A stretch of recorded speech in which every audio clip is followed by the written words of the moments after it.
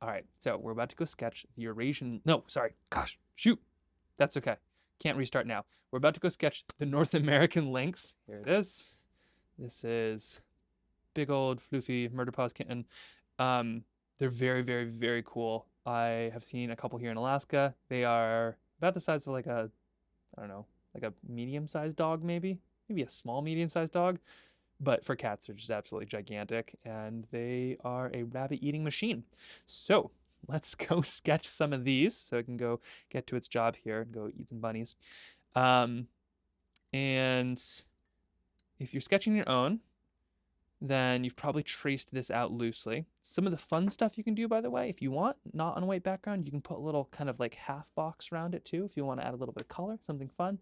But there's nothing wrong about just like a nice, fun, good lynx. So let's begin.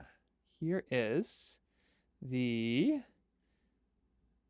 little bit of color. We're gonna start with a bit of, probably just a touch of brown, maybe a touch of yellow or something like that.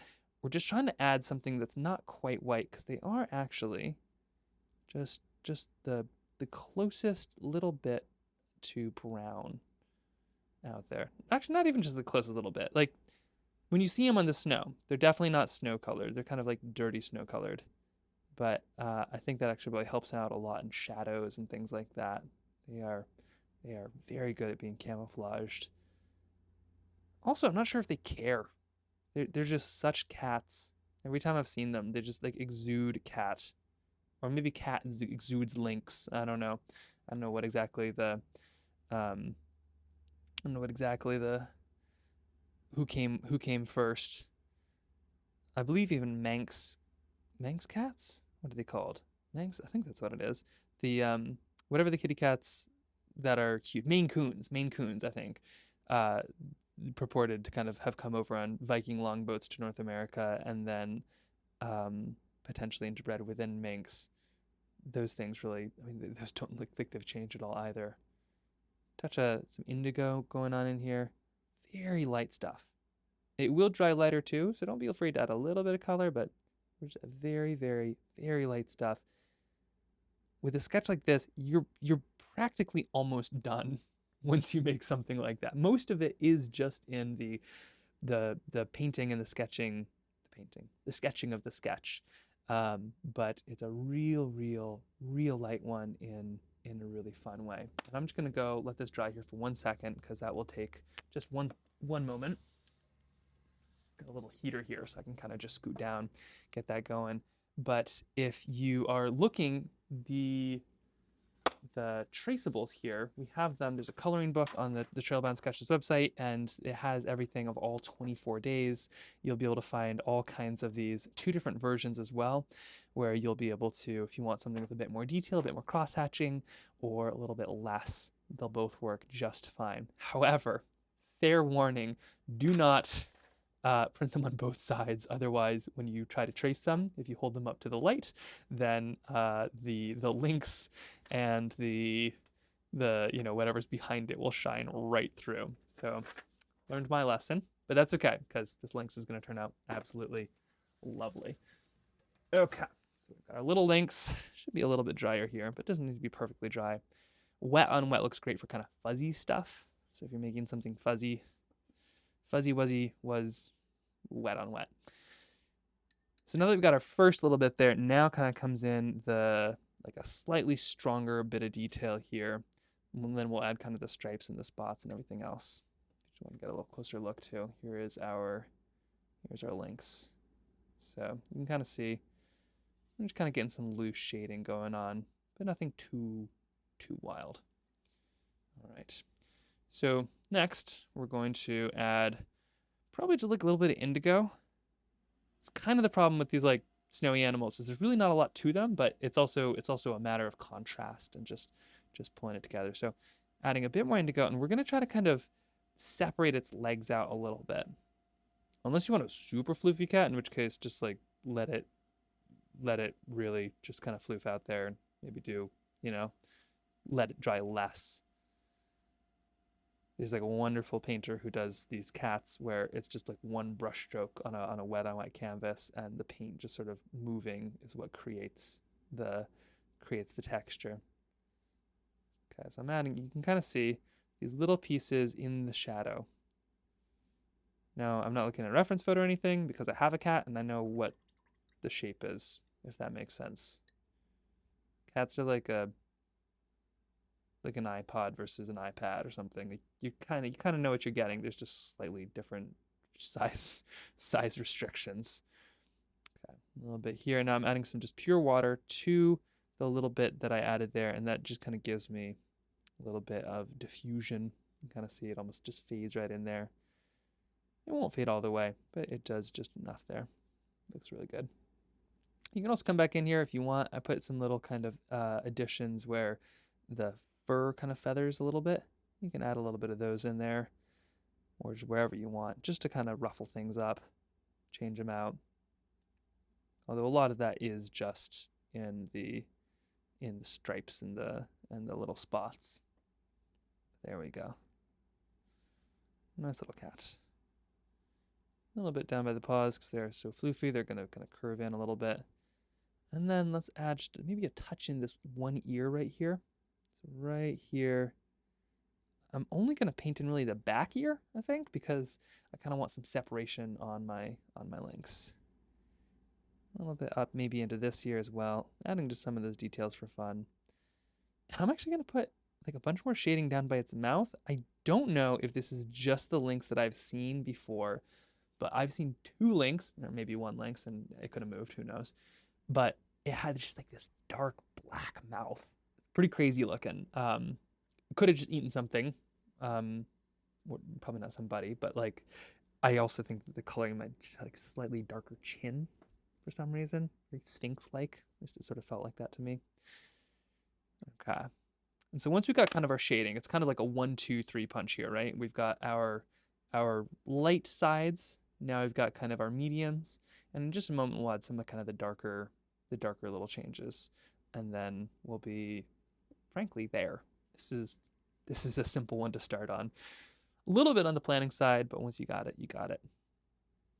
This wouldn't be a terrible time to add the cast shadow if you want. Usually I kind of add cast shadows toward the end, just to know where things are, but got a little bit indigo here on the palette, and oh my gosh, look at this palette. This is from a previous painting. This probably used like a milligram of paint, probably less, to be honest. If you're like on a paint diet, if you are low on the paint some Lynx. All right, and now here are a little bit of our cast shadow. So just kind of adding these parallel stripes, like just adding a little bit of whatever this is. There we go, something like that. And then I'll often rinse my brush just so I have some nice clean water on this side. And I'm going to just add a touch right there. Just kind of at the end, it kind of feathers it out. Makes it look real shadowy to me. Like not shadowy as in like a shadowy figure, but like feels like a shadow. There we go. Take a look at this. Ta-da. Now we're close, but cat's gotta have a spot, at least one. I think Lynx have far more than one, so we're gonna really spot this one up. And it's okay if it's not fully dry right now, just because it's fur. So like unless they didn't have spots and felt bad and got cat affirming care and just had to like stick them on, this will still work just fine. Even if it kind of spreads out a little bit, because that'll sort of mimic that fur just a little bit. That'd be so sad to be a Lynx without spots. Oh my gosh. I feel like that's like a ugly duckling story just waiting to be written. Because like there'd have to be some application for where the Lynx would, in fact, without spots, do well, and the rest of the Lynx would see and appreciate it. Okay. We've got a little bit of our burnt sienna, a little bit of our indigo, and I'm just kind of adding a couple of these little spots. I put some in earlier, but we're just adding a few more, sort of here and sort of there. We're just adding a couple right around. The more we do, the more they'll kind of disappear. But it's sort of like bricks. You don't want to put every single brick in a wall. You just want to do just enough that you get the sense of texture. So less can often be more in this case. Also, I feel like when you see lynx, you don't like think of the spots. Like they just exist because they are such good camouflage. Like you don't see the trees for the forest. You really don't see the cat for the spots. It's pretty amazing. Got a little bit of some spots here. You might say the coverage is a little spotty. Can I take that one back? Sorry, that's. I feel like lynxes wouldn't have a sense of humor on this. Okay, a couple spots. They do have some really amazing facial kind of stuff too. So I don't have a photo here, so I'm just kind of guessing a little bit, but it could also change per cat. So you might be right no matter how you do it. Once again, not using a lot of paint. I am actually I didn't realize how little paint this one uses. Yeah, if there's ever like an embargo on paint or something, I'm just gonna go into business painting lynxes. Gonna make so much efficient artwork. Okay, now managed a little bit of some indigo here. Just finally dipping into my actual paints for like the first time, it feels. And we're just gonna add a touch to the ear, maybe a touch to the nose, maybe a little bit to the eyeballs. There we go, let's see. And here we, come on. I'm trying to get like the perfect consistency. There's like the perfect brush. Well, you probably can't see here, but it's like the tippiest tip. It's just like the right, yeah. Even the biggest brush, if you like get the right consistency of paint, is like a laser. There we go, and a little bit here in the ears. Same down here, and adding like this little bit of like real indigo kind of softens up the rest of all the colors and makes them seem a little less dark and in a nice way. There we go.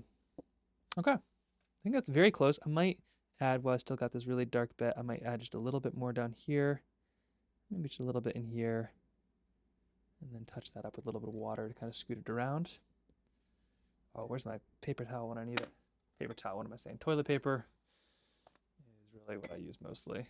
I bet there's like a fancy artist version of this, but good luck finding it.